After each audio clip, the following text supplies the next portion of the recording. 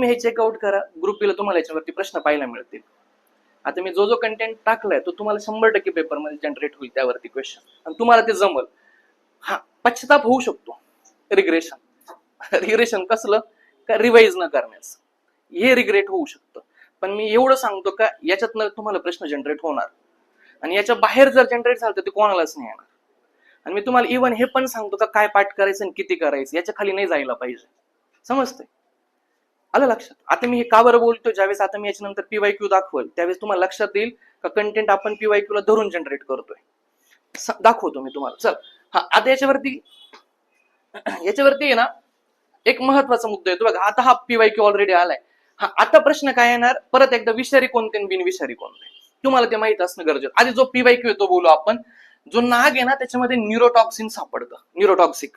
नागामध्ये काय सापडतं, नागाला इंग्लिशमध्ये काय म्हणतात रे? नागाला इंग्लिशमध्ये काय म्हणतात?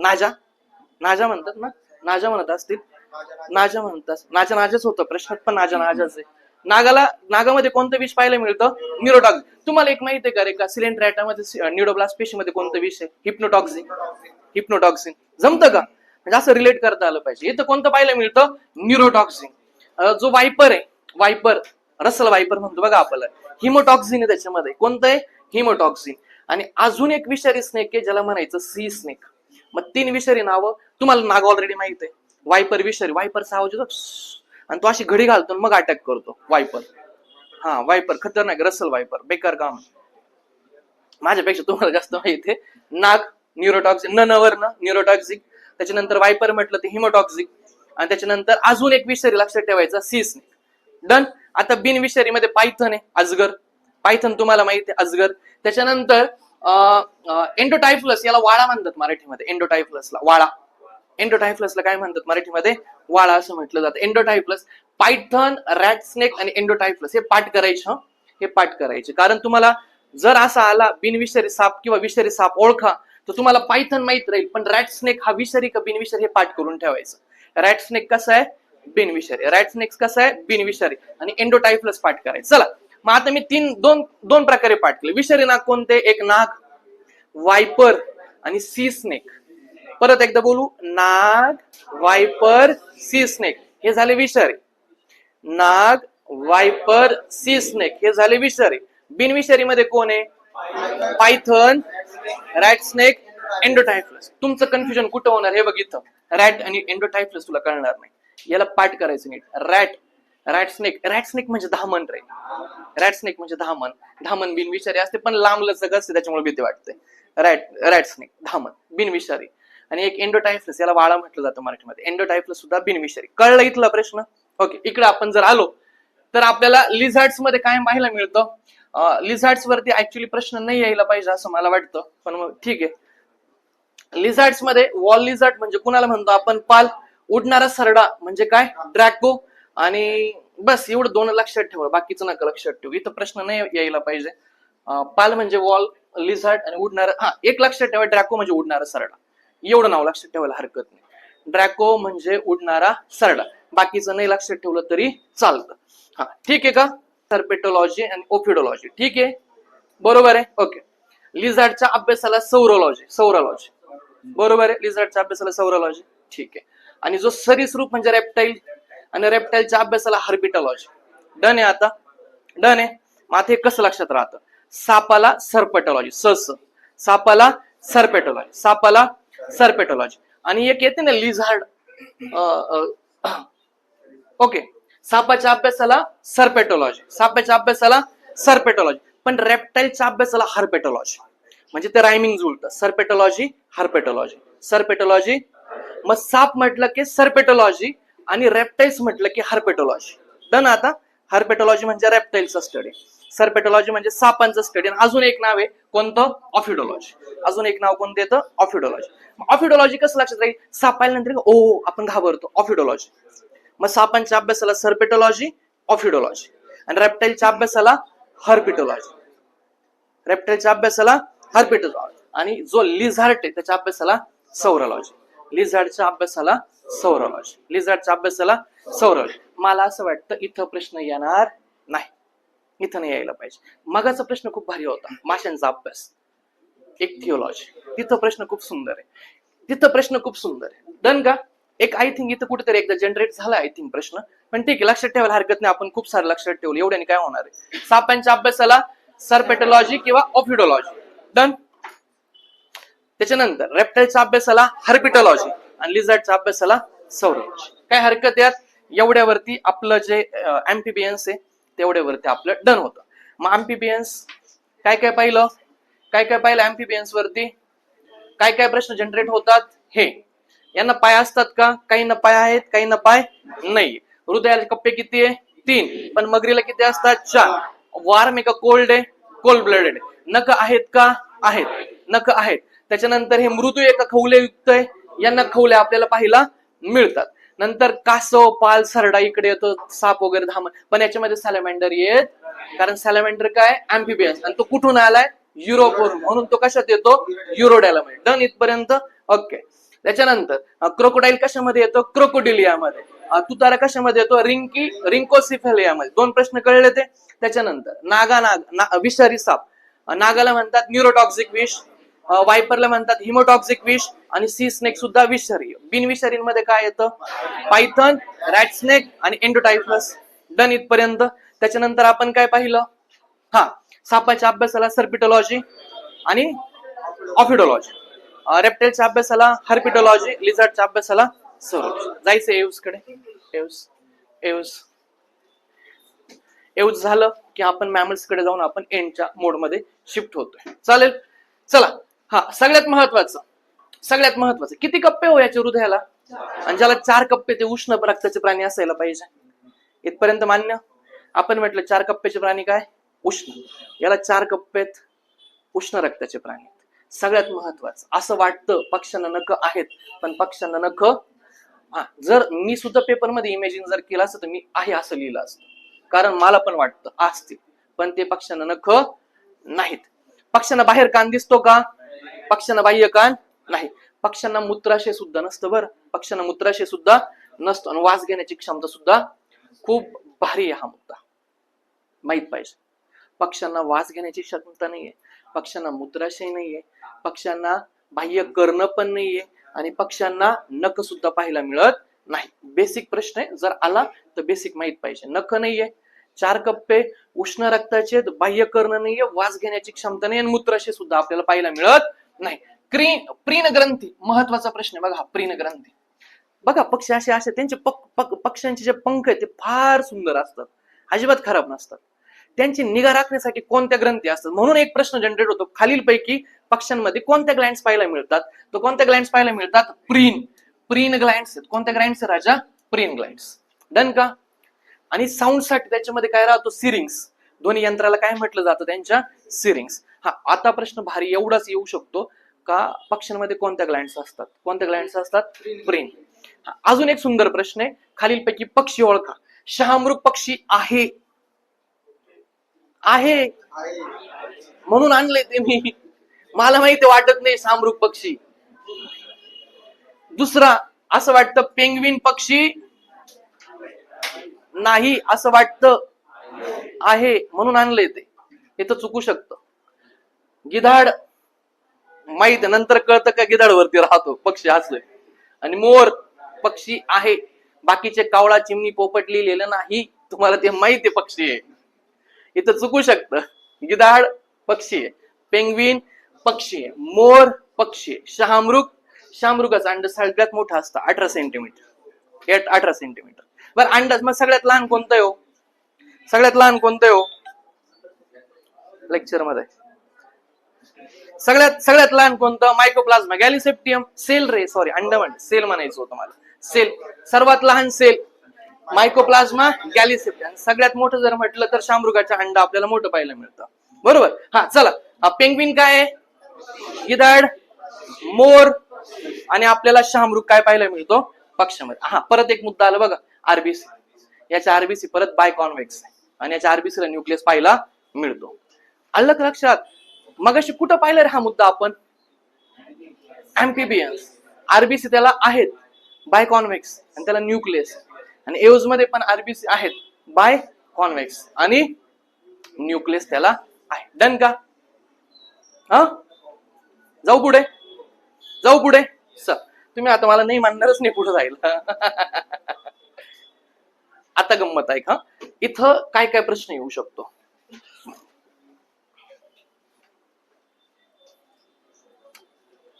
जर लक्षात राहिलं तर हा मुद्दा लक्षात ठेवायचा, अदरवाईज नाही लक्षात राहिलं तरी काही प्रॉब्लेम नाही. वरच्या ज्या गोष्टी तुम्हाला पक्षी माहित पाहिजे, शामरुग काय पक्षी, मोर पक्षी, गिधाड पक्षी, पेंग्विन, पेंग्विन बाहेर काढायचं नाही, गिधाड पक्षी, मोर पक्षी, शामरुग पक्षी.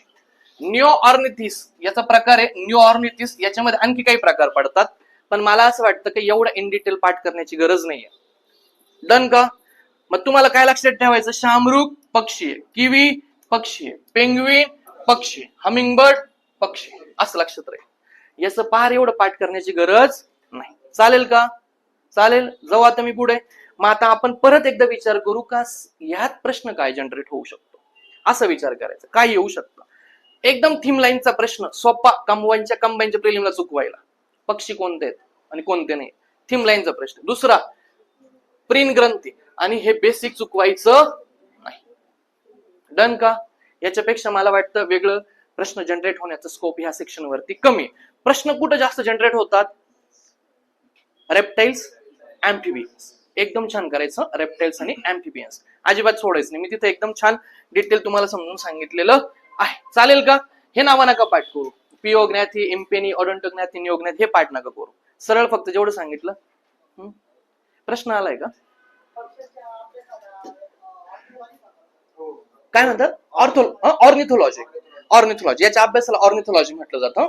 हा, एक लिहून घ्या लागल्यास, ऑर्निथो असेल त्याच्यात दिलेलं, ऑर्निथोलॉजी माझ्याकडनं राहून गेलं असं. ऑर्निथोलॉजी, पक्ष्यांच्या अभ्यासाला ऑर्निथोलॉजी म्हणतात. हा एक मुद्दा पेपरसाठी महत्वाचा तो हा आहे बघा.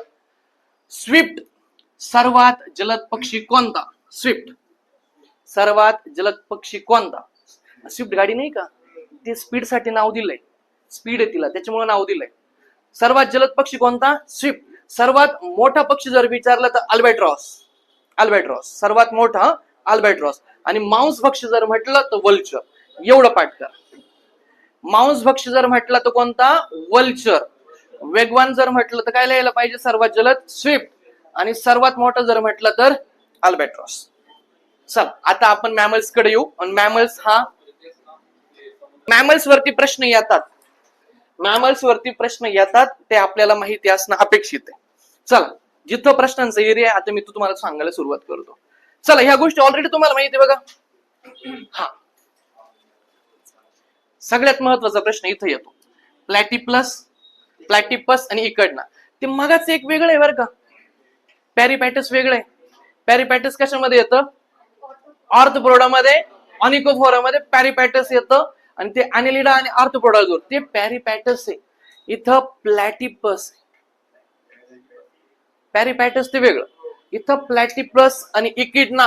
मी तुम्हाला म्हटलं ना का सॅलॅमेंडर तुम्हाला नेहमी फसवायला देतात, फसवायला नेहमी प्लॅटिपस आणि इकिडना राहणार. इथून पुढे प्रश्नांचे एरिया क्रिएट होत होता, शेवटचं सेक्शन आहे. आता काय लक्षात ठेवायचं बघा, आपण स्वतः याच्यामध्ये येतो. हृदयाला किती कप्पे आहेत? 6. कोल्ड आहे का वार्म ब्लडेड आहे? वार्म ब्लडेड असायला पाहिजे. कोल्ड का वार्म ब्लडेड असायला पाहिजे? वार्म.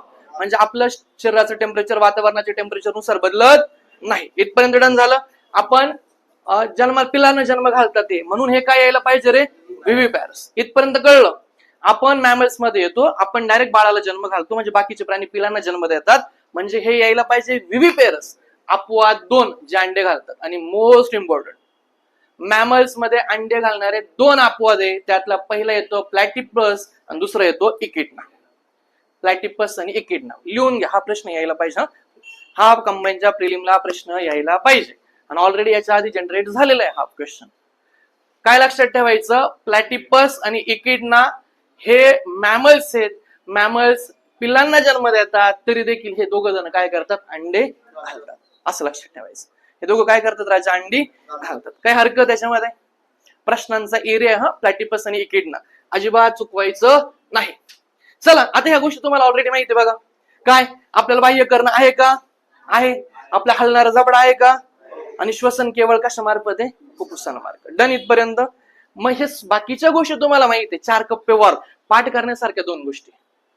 हे विव्हिपॅरस आहे, पण याच्यामध्ये अंडे घालणारे 2 आहे. प्लॅटिपस आणि इकिड थीम लाईनला पाठ करून ठेवायचं. डन का? काय हरकत? चला याच्यामध्ये एक्झाम्पल माहिती, हत्ती, उंड, घोडा, मांजर, देवमासा लक्षात ठेवण्यासारखं आहे. देवमासा कशामध्ये? मॅमल्स. देवमासा कशामध्ये येतो? मॅमल्स. लक्षात ठेवायचं, देवमासा मॅमल्स. देवमासा काय? बाकीचे एक्झाम्पल नाही लिहायचे, हे तुम्हाला माहित आहे, हे लिहायचे नाही. मॅमल्स. देवमासा काय राजा? मॅमल्स. देवमासा काय येतो? मॅमल्स. काय हरकत यात? ओके, जाऊ पुढे. मग ह्या स्लाइड वरून प्रश्न जनरेट होण्याचा कोणता प्रश्न आहे?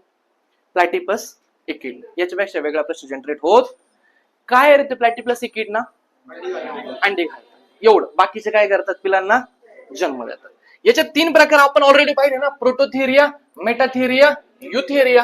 डन का? काय? प्रोटोथेरिया, मेटाथेरिया आणि युथेरिया. प्रोटोथेरिया मधले प्राणी काय घालतात? अंडी घालतात. पण हे ऍक्च्युली येतात मॅमल्स मध्ये, सस्तन. मग यांनी पिलांना जन्म द्यायला पाहिजे होतं, पण हे काय घालतात? अंडी. आता 2 प्रश्न. मॅमल्स मध्ये कोणत्या गणातले प्राणी अंडी घालतात? तर प्रोटोथेरिया अंडी घालतात, हे पाठच करायचं. मॅमल्स मध्ये प्रोटोथेरिया अंडी घालतात. मॅमल्स मध्ये कोण अंडी घालतं? प्रोटोथेरिया अंडी घालतात, बरोबर. त्यातलं 2-3 नाव आहेत बरं का याला, 2-3 नाव. आपण फक्त प्लॅटिपस पाहिलं ना, प्लॅटिपस. अजून नाव लक्षात ठेवायचं, डक बिल प्लॅटिपस असं पण नाव देतो तुम्हाला. काय नाव देतात? Duck bill platypus. डोळे झाकून पाठ करायचं, मोस्ट इम्पॉर्टंट हा. Duck bill platypus. त्याला मराठीमध्ये बदक चोचा असं सुद्धा म्हटलं जातं, बदक चोचा. अजून एक नाव आहे त्याला, ऑर्निथोरिंकस. एवढे सगळे पण नाव पाठ कर. ऑर्निथोरिंकस. ऑर्निथोरिंकस म्हणजे डकबिल प्लॅटिपस, डकबिल प्लॅटिपस. दुसरं बदक चोचा. तिसरं ऑर्निथोरिंकस. डन का? तुम्हाला काही पण नाव यायला पाहिजे त्यातलं. दुसरं जाऊ का? दुसरं येतं बघा, इकिडना. इकिडना आपण 2 नाव पाठ केलं ना, प्लॅटिपस आणि इकिडना. म्हणजे मॅमल्स मध्ये प्रोटोथेरिया अंडी घालतात, त्याच्यामध्ये एक्झाम्पल पाठ केले होते आपण प्लॅटिपस आणि इकिडना. प्लॅटिपस अजून नाव पाठ केलं, डकबिल प्लॅटिपस, बदक चोचा आणि ऑर्निथोरिंकस. डन. दुसरं पाठ केलं इकिडना, आणि इकिडनाला काय म्हणतात? Spiny anteater. Spiny anteater पाठ करायचं. काय म्हणतात त्याला? Spiny anteater. याला मुंगी काय मराठीमध्ये खूप भारी शब्द आहे, मुंगी खाऊ. याला मराठीमध्ये एक भारी शब्द आहे, मुंगी खाऊ. काय म्हणायचं याला मराठीमध्ये? मुंगी खाऊ. मुंगी खाऊ. काय हरकत यात? हा लिहिलंय ऑलरेडी, मुंगी खाऊ. काय म्हणायचं याला? मुंगी खाऊ. मग तुमच्या पेपरचा हा सगळ्यात महत्वाचा प्रश्न, इथं प्रश्न जनरेट झालेले आहेत. मग आता कसं लक्षात राहील? परत एकदा सांगतो. व्हर्टिब्रेटा मॅमल्स. मॅमल्स मध्ये आपण एक शॉर्ट फॉर्म पाठ केला, PMU. Prototheria, metatheria, eutheria. Prototheria मध्ये जर मी म्हटलं तर 2 नावं मला पाठ पाहिजे. प्रोटोथेरिया मधले प्राणी अंडी घालतात, 2 आहे, प्लॅटिपस, इकिडना. इकिडनाला म्हणतात स्पायनी आंट इटर, आणि प्लॅटिपसला म्हणतात डकबिल प्लॅटिपस किंवा बदक चोचा किंवा ऑर्निथोरिंकस. प्रश्न झाला. दुसरा प्रोटोथेरिया झाला. आता मेटाथेरिया. हे प्लॅसेंटाधारी म्हटलं जातं. याला काय म्हटलं जातं? याला प्लॅसेंटा असतो. याचं एक्झाम्पल पाठ करायचं, कांगारू. आणि यावरती पण प्रश्न आलाय, कांगारू. पहिला मुद्दा, कांगारू सस्तन प्राणी, मॅमल्स, हे लक्षात ठेवायचं. पहिलं काय लक्षात ठेवायचं? कांगारू काय राजा? पहिलं लक्षात ठेवायचं, कांगारू सस्तन प्राणी, मॅमल्स आहे. त्याला प्लॅसेंटा असतो नाही का, छोटी पिशवी, त्यात त्याचं बाळ असतंय कांगारूला. म्हणून कांगारू मॅमल्स आहे, तो प्लॅसेंटाधारी आहे. दुसरा मुद्दा. आणि तो कशामध्ये येतो? मेटाथेरियामध्ये. कशामध्ये येतो? मग पाठ झालं का? मेटाथेरियामध्ये कोण येतं? कांगारू. तो काय आहे? प्लॅसेंटाधारी. डन इथपर्यंत. मग 2 गोष्टी आपण क्लिअर केल्या. मॅमलचा पहिला झाला, पहिला कोणता?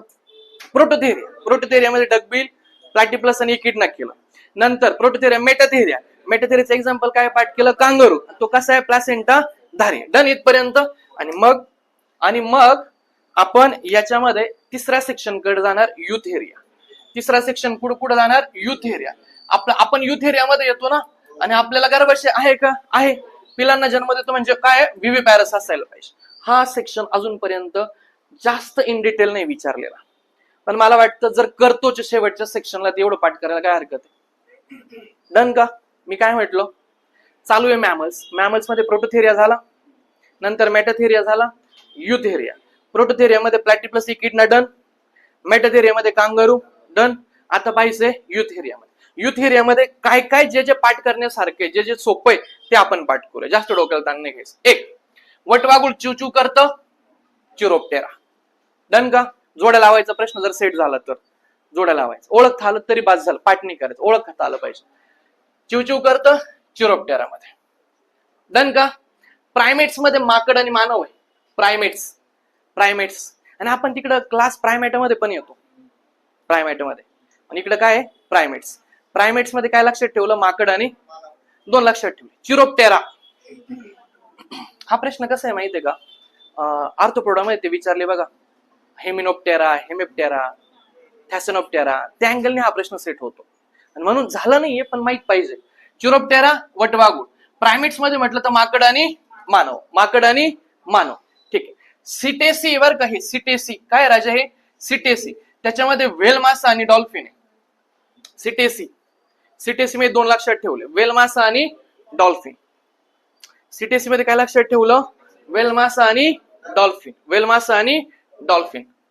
लॅगोमार्फा, लॅगोमॉर्फा मध्ये ससा आहे. लॅगोमार्फा, लॅगोमार्फा लागला माग ससा, लॅगोमार्फा. ते कासव आणि ससा, लॅगोमार्फा लागला माग ससा. सिटेसी, सिटस नाहीये कोणाला? व्हेल मासा आणि डॉल्फिन. प्रायमेट्स म्हणजे प्रीमियर, मानव प्रीमियर आहे. आधी होता माकड, आता झाला प्रीमियर मानव, प्रायमेट्स. चिरोप्टेरा, चिवचिव कोण करतं? वटवागुळ. बरोबर. प्रोबोसिडिया, प्रोबोसिडिया, प्रोबोसिडिया. ते नाही का म्हणतात आपल्याकडे खरं ऍक्च्युली प्रोबोसिडियाचा पहिल्यांदा प्रो येतो ना शब्द, प्रो. आणि हत्ती खरंच प्रो आहे, घर सुद्धा उचलत. माणसाचा विषयच नाही, काही पण करू शकतो हत्ती त्याला रागात. प्रो येतो. प्रोबोसिडिया म्हणजे हत्ती, प्रोबोसिडिया म्हणजे हत्ती. पेरिसो, पेरिसो काय रे हे शब्द? पेरी डॅक्टिला का? पेरिसो डॅक्टिला, पेरिसो डॅक्टिला घोडा आणि झेब्रा. पेरिसो डॅक्टिला, पेरिसो डॅक्टिला मध्ये काय यायला पाहिजे? घोडा आणि झेब्रा. रोडोन्शिया, उंदीर आणि खार. रोडोन्शिया जर म्हटलं तर उंदीर आणि खार, उंदीर आणि खार, उंदीर आणि खार.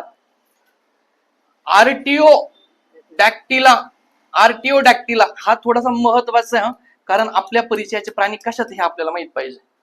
आर्टिओ डॅक्टिला म्हटलं तर गाय, म्हैस, मेंढी, हरिण, शेळी, उंट, डुक्कर हे सगळे कशात यायला पाहिजे? आर्टिओ डॅक्टिला. चला मग आता काय काय हे बघ, आर्टिओ डॅक्टिला महत्वाचं आहे कारण आपल्या परिचयाचे प्राणी याच्यामध्ये येतात. आर्टिओ डॅक्टिला. डन का? आर्टिओ डॅक्टिला. रोडोन्शिया, रोडो, रोडोन्शिया म्हणजे काय? उंदीर आणि खार. यांना रस्त्याची काही गरज नाही, हे कुठं पण पळू शकतात. रोडोन्शिया, रोडची गरज नाही, उंदीर आणि खार. त्याच्यानंतर पेरी, पेरी पेरी काय होतं? पेरिसो डॅक्टिला घोडा आणि झेब्रा. लागला माग लॅगोमार्फा ससा. प्रो कोण आहे? हत्ती. सीट कोणाला नाही? व्हेल मासा आणि डॉल्फिन. प्रायमेट्स मध्ये कोण आहे? माकड आणि चिरोप्टेरा मध्ये कोण यायला पाहिजे? वटवागुळ. चिरोप्टेरा मध्ये कोण यायला पाहिजे? वटवागुळ. आणि ह्या चॅप्टरचा शेवटचा सेक्शन कार्निओ, कार्निओरा मध्ये कुत्रा, वाघ, सिंह, मांजर यायला पाहिजे. कार्निओरा, कार्निओरा माहिती ना तुम्हाला? कार्निओरा म्हणजे काय? मांस पक्षी. मग मांस कुत्र खातं, वाघ, सिंह तुम्हाला ओळखतील, नाही लिहिलं तरी काय हरकत नाही. आता स्पर्म वेल याच्यावरती प्रश्न आलाय. स्पर्म वेल याच्यावरती प्रश्न आलाय. काही अशा गोष्टी आहेत का ज्या तुमच्या कंटेंट मध्ये नाहीये. स्पर्म वेल लक्षात ठेवायचं, त्याला दात पण आहे, तो इतर माशांना खातो. काय लक्षात ठेवायचं? स्पर्म वेलला काय दात पण आहे आणि तो इतर माशांना खातो. उंट हा एकमेव असं सस्तन प्राणी आहे ज्याच्या आरबीसीला काय पाहायला मिळतं? आपल्याला केंद्रक पाहायला मिळतं. काय पाहायला मिळतं? डॉल्फिन मानवानंतर काय सगळ्यात हुशार आहे. डन का? डॉल्फिन मानवानंतर सगळ्यात हुशार आहे. उंटाच्या सस्तन प्राणी पण तरी देखील त्याच्या आरबीसीला काय न्यूक्लियस आहे. स्पर्म वेल काय दात आहे आणि तो मासे सुद्धा खातो. यातला फरक ऑलरेडी तुम्हाला माहिती, सांगायची गरज नाही. कोल्ड ब्लडेड, वॉर्म ब्लडेड माहिती तुम्हाला. हे मी मागाशीच एक्सप्लेन केलं. 4 कप्पे, हे 3 कप्पे, हे आपलं बोलून झालं. यात फक्त लक्षात ठेवा देवमासा आणि जिराफ या दोघांना किती कप्पे पाहायला मिळतात? 4. देवमासा हृदय सगळ्यात मोठे देवमाशाचं, देवमाशाचं हृदय पण जमिनीवर सगळ्यात मोठं हृदय कुणाचं आहे तर जिराफ. फरक ऑलरेडी आपण डिस्कस केलाय याच्यामध्ये ब्लड सर्क्युलेटरी सिस्टीम मध्ये. पुढे गेलो आपण. डबल सर्क्युलेटरी सिस्टीम आणि सिंगल. डबल सर्क्युलेटरी सिस्टीम आपल्या मानवामध्ये पाहायला मिळते, सिंगल सर्क्युलेटरी सिस्टीम आपल्याला माशांमध्ये पाहायला मिळते. त्यावरती आपलं बोलणं ऑलरेडी झालंय. दोन सायंटिस्ट लक्षात ठेवायचे, अरिस्टॉटल आणि थिओफ्रास्टस. थिओफ्रास्टसने झाड झुडपांबद्दल बोललंय, थिओफ्रास्टसने वृक्ष झुडूप आणि झाडांवरती बोललंय. आणि अरिस्टॉटल जलचर भूचर आणि उभयचर ह्या ज्या कन्सेप्ट ह्या कोणी दिल्या अरिस्टॉटलने. हे इंग्लिशची व्होकॅब्युलरी आहे. फ्लोरा म्हणजे विशिष्ट प्रदेशात सापडणारे फुलं आणि फौना म्हणजे विशिष्ट प्रदेशात सापडणारे प्राणी. डन का? हे इथं नाही येणार, सायन्सला प्रश्न नाही येणार. हा माहित पाहिजे. फ्लोरा म्हणजे फ्लॉवर, विशिष्ट प्रदेशात सापडणारे फुल, आणि फौना म्हणजे काय प्राणी, विशिष्ट प्रदेशात सापडणारे प्राणी. प्रथमेश गेला का? त्याला म्हणा त्याचे बस की सरांचे PYQ PDF कर म्हणे, लगेच संपून टाकूया. एक प्रश्न इथं आलाय बघ, आयुर्मर्यादा. कुत्र्यावरती प्रश्न आलाय. कुत्रा किती वर्ष जगू शकतो? 12 ते 18. 15 ते 20 पण चालतं, 12 ते 18 पण चालतं, काही नाही एवढं. 12 ते गरमाशी किती रे? 1 ते 4 महिने.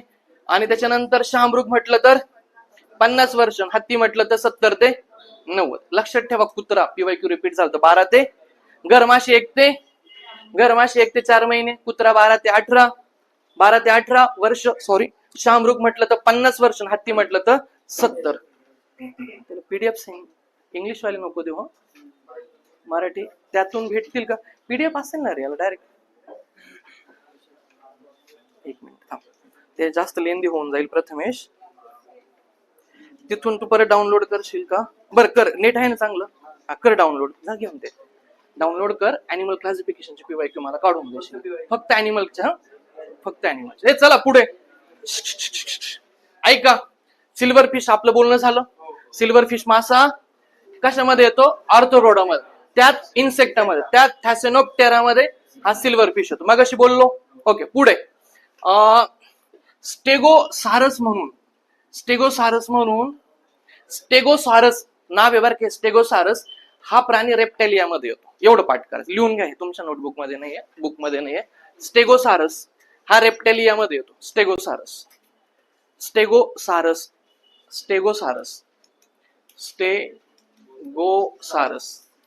कशामध्ये येतो? हा रेप्टेलिया. प्रश्न आहे हा झालं का? स्टेगोसारस रेप्टेलियामध्ये येतो. पुढचं बोलू. चला पुढचं बोलतो. टेपवर्म तुम्हाला माहिती आहे कशामध्ये? Tapeworm planaria. याच्यामध्ये पचन संस्थेचा अभाव आहे. लिहा, तुम्हाला लिहायचं तर लिहा. प्रश्न आहे हा, प्रश्न आलाय तो पुस्तकात नाही भेटत, मिस आहे तर मग ते नंतर रिपीट झालं तर जमलं पाहिजे. टेपवर्म प्लॅनेरिया मध्ये येतो आणि याच्यामध्ये कशाचा अभाव आहे? पचन संस्थेचा. टेपवर्म मध्ये कशाचा अभाव येतो? पचन संस्थेचा.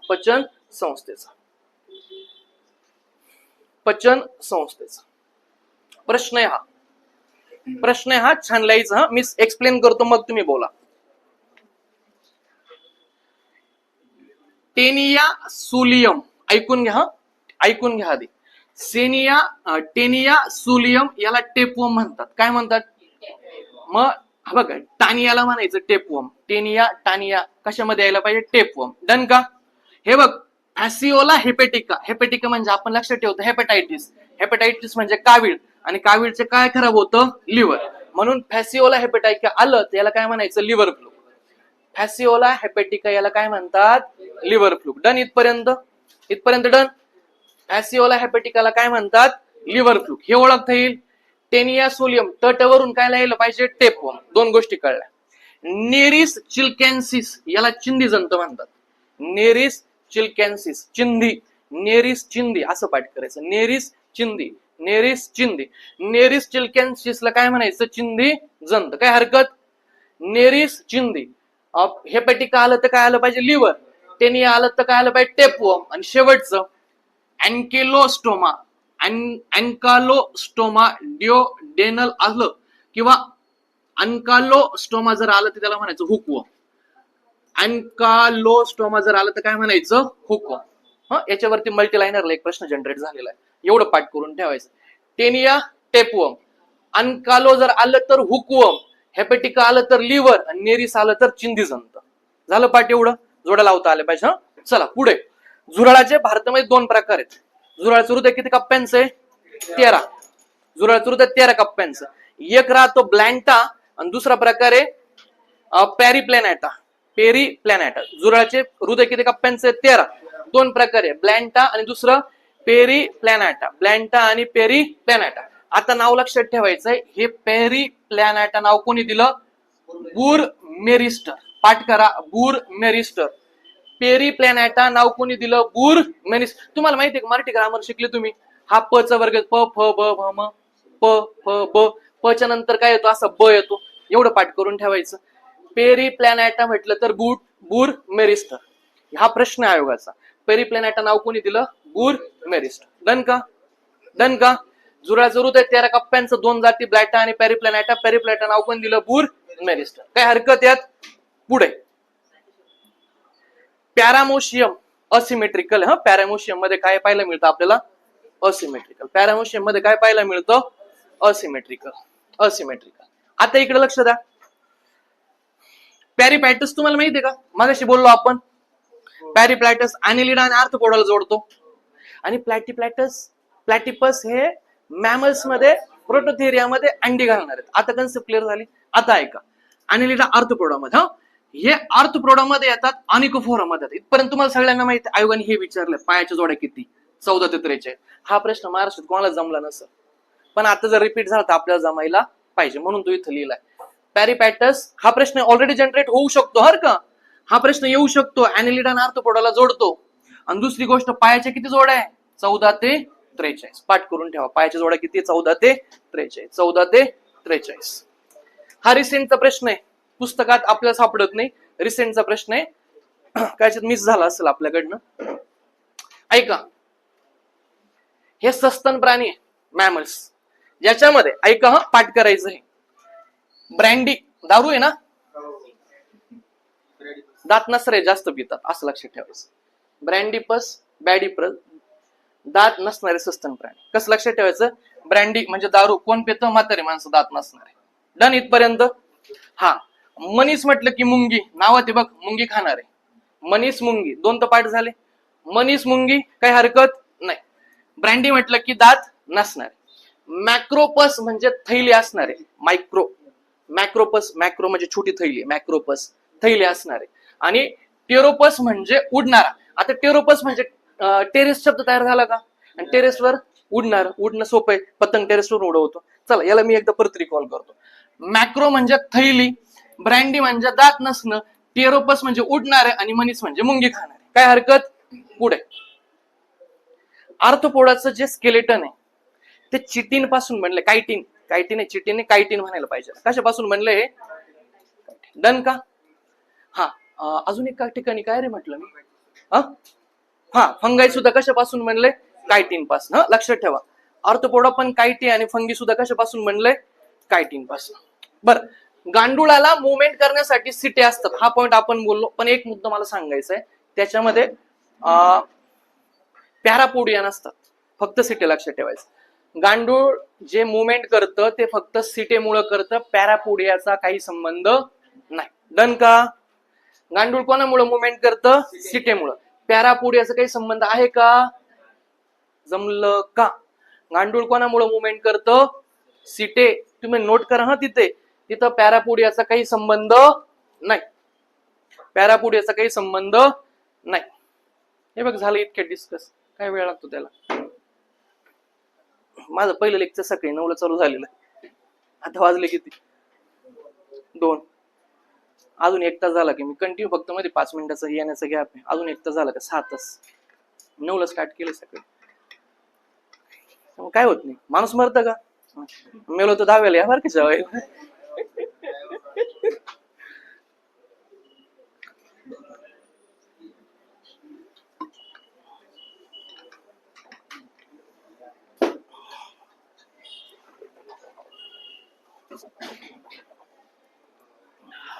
चला, शेवटच्या 2 गोष्टी राहिल्या. आपलं बायोलॉजी संपायचं. शेवटच्या 2 गोष्टी राहिल्या. हेट्रोनेरिस ॲनिलिडाचा प्रकार येतो बघा.